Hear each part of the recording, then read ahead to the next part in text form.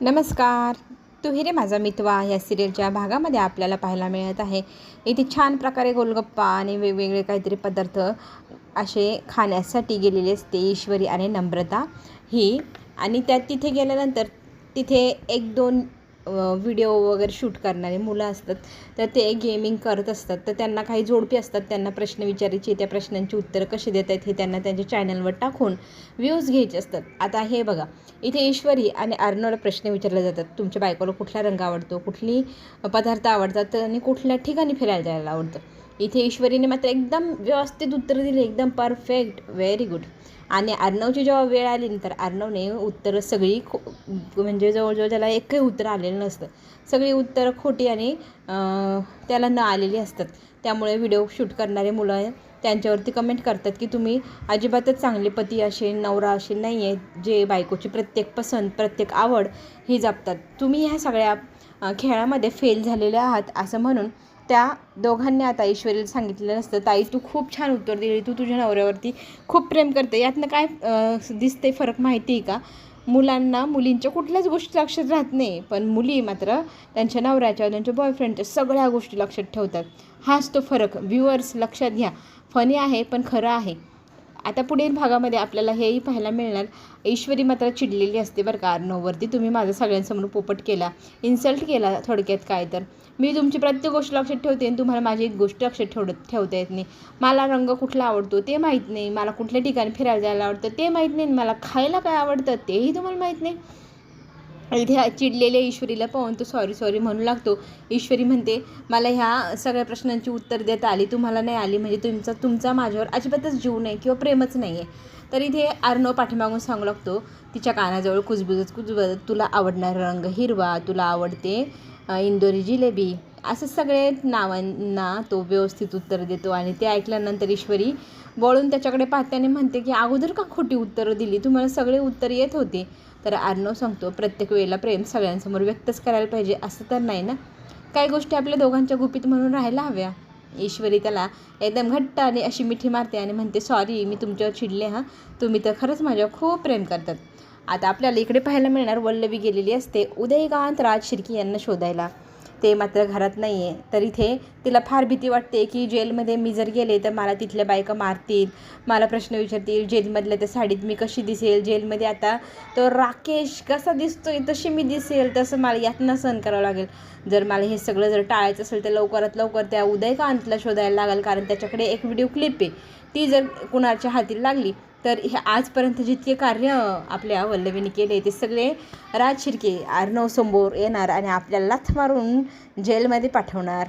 तर त्याच्यासाठी ती आता हायपर झालेली आपल्याला ती पाहायला मिळणार. राकेश मात्र फार आनंदी बरं का जेलमध्ये. तिथेही जाऊन तो चांगलाच सगळ्यांना त्रास देतोय, त्याला सगळेजण घाबरत आहे. तिकडे मात्र तो खूप आनंदी. आणि तो म्हणतो, तुम्हाला वाटतं असेल मी वेडा आहे, पण मी वेडा नाही. मी जे काही इथे बसून करतोय ना त्याचे चटके तिकडे त्या ईश्वरी आणि अर्णवला लागणार म्हणजे लागणार. आणि मला आज भेटायला खूप VIP माणसं येणार, ह्या गोष्टीचा पण खूप आनंद होतो. बघा आले हां VIP माणसं भेटायला. वल्लवी धावत पळत आता एका व्यक्तीकडे आली आहे, तो म्हणजे राकेश. आणि वल्लवी त्याला विचारू लागते की तू खरंच त्या उदयकांतला किडनॅप केले का? तर तो म्हणतो, हो माझी माणसं अजूनही कार्यरत आहेत. मी जरी मनाने शरीराने इथं असलो तरी माझं मन, माझं जे काही चाललं आहे तंत्रमंत्र ते सगळे बाहेर फिरत आहेत बरं का. आणि उदयकांतकडे जी व्हिडिओ क्लिप होती ना ती आता माझ्याकडे, मी कधीही पोस्ट आणि अर्णवच्या नावावरती ती सेंड करू शकतो. जर तुला तुझं गुपित ठेवायचं असेल तर तू मला साथ द्यायची, त्या घरात काय चाललं आहे ते सगळं मला सांगायचं आणि माझं प्यादं बनवून त्या घरात टुप टुप टुप चालायचं. आता इथे वल्लवी नकार देते, मी काय कोणाचं प्यादं बनवून चालायला रिकामी नाही हां, मी नाही चालणार. तर इथे राकेश म्हणतो, तुझं सत्य मी सगळ्यांसमोर आणलं तर तुझी हालत माझ्यापेक्षाही जास्त खराब होईल. तर तुला माझ्या तालावर नाचावं लागेल. जर नाचली नाही तर बघ, हवं तर विचार कर एक रात्रभर, तुला वेळ देतोय मी. असं म्हणून राकेश डायरेक्ट आगतुगावरती तिच्याशी बोलू लागतो आणि तिला म्हणतो, सॉरी हां मामी, तुमचा रिस्पेक्ट मी जरा विसरूनच गेलो. कारण आजकाल मी जिथे राहतो आहे ना तिथे रिस्पेक्टली वागायचं नसतं. आणि माझ्या ऑफरचा विचार करा, नाहीतर तुमचं काही खेर नाही. आत्ता फक्त BP वाढली, पुढच्या वेळेला अटॅक येऊन तुम्ही ढगात असाल. असं म्हणत आपल्या राकेशनी वल्लवीला चक्कार घाबरवलेले. आता ही घाबरलेली वल्लवी काय निर्णय घेणार, त्याच्यासाठी आता त्याने तिला वेळही दिला आहे. हवं तर हवा तेवढा वेळ घे आणि मग मला कळव. आणि आता माझी जी चक्र आहे ती फिरायला सुरुवात झाली असं म्हणत तो तिला सांगू लागलेला असतो पुढच्या कहाण्या. घरी मात्र आता लगबग चालू आहे. इथे अर्णव ऑफिसला जायला निघाले कितीतरी दिवसांनी. त्याच्यासोबत आता इथे अंजलीही जाणार. ह्या गोष्टीचा आनंद बाबांनाही झालेला असतो आणि मग ते देवाकडे प्रार्थना करतात, साकडं घालतात कुठलेही संकट घरावर येऊ नये. मग इथे ईश्वरी अर्णवला जबरदस्ती बाबा प्रसाद देत आहेत, तर तो घ्यायला सांगते त्यांचा आशीर्वाद म्हणून. बाबा आता अंजलीला पाहून फार खुश आहे. ते तिला म्हणू लागतात की बाळा तू नव्या जोमाने कामाला जाते आणि तुझ्या आयुष्याची सुरुवात करते. खरंच खूप छान आहे. तू असंच कार्य कर, आम्ही तुझ्या पाठीशी कायम आहोत. तर इथे सगळ्यांचे आभार अंजली मानते आणि ती म्हणते की मी कधी कनूला सोडून बाहेर गेली नाही आहे, तर मी आज मामीकडे कनूला ठेवणार आहे. पण मी जास्त वेळ ऑफिसमध्ये राहत नाही जाणार चिंटू. तर चिंटू म्हणतो हो ताई चालेल, थोडाच वेळ येत जा, थोडा वेळ पण पुष्कळ आहे.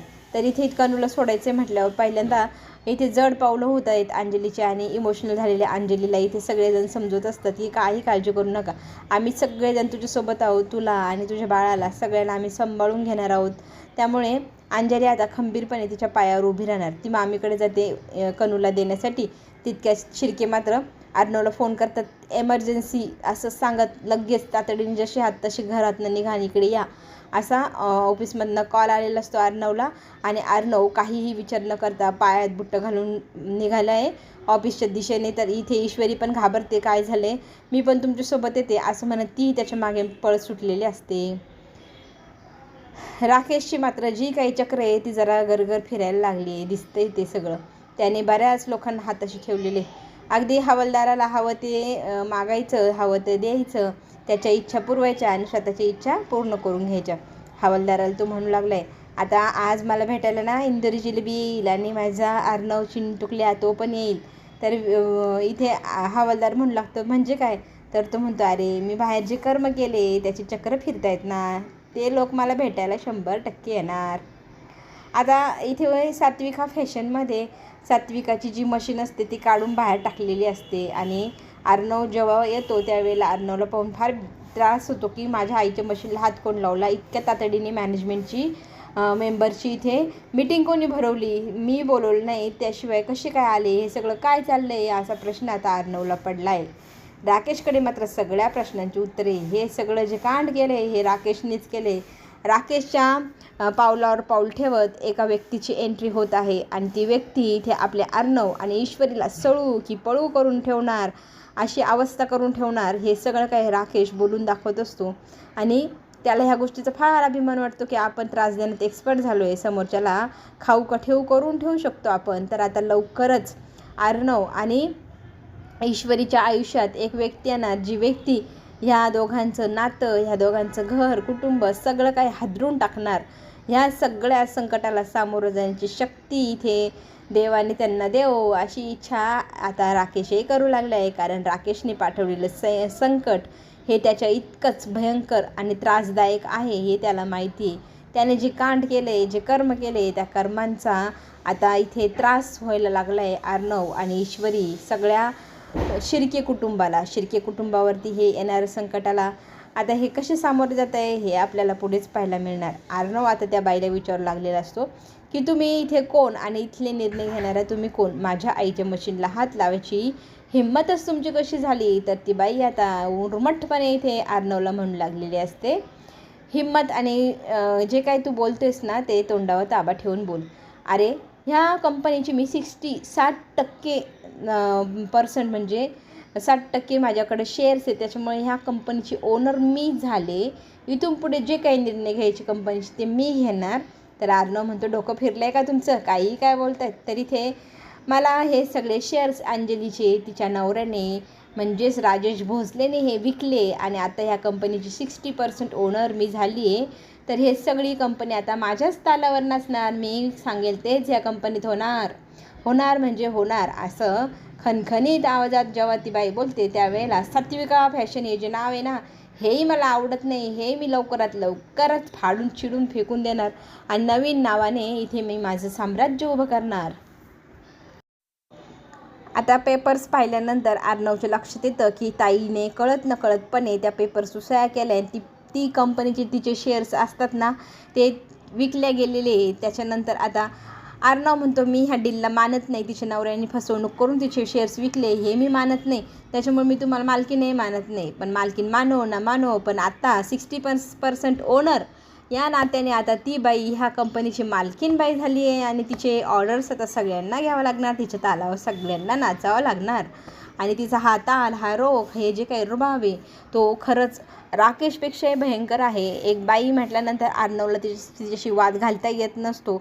आता ही मशीन जी असते ना सात्विकाची, ती फेकून द्या उचलून असं म्हणायला जेव्हा हात लावते ना ही बाई, तर त्याच वेळेला तिचा हात एकदम कडक असा आपली ईश्वरी पकडते आणि म्हणते की या मशीनला हात लावायची तुमची हिंमत कशी झाली, ही सरांच्या आईची मशीन आहे, हिला हात लावायचा नाही, इथून हल्ली नाही पाहिजे.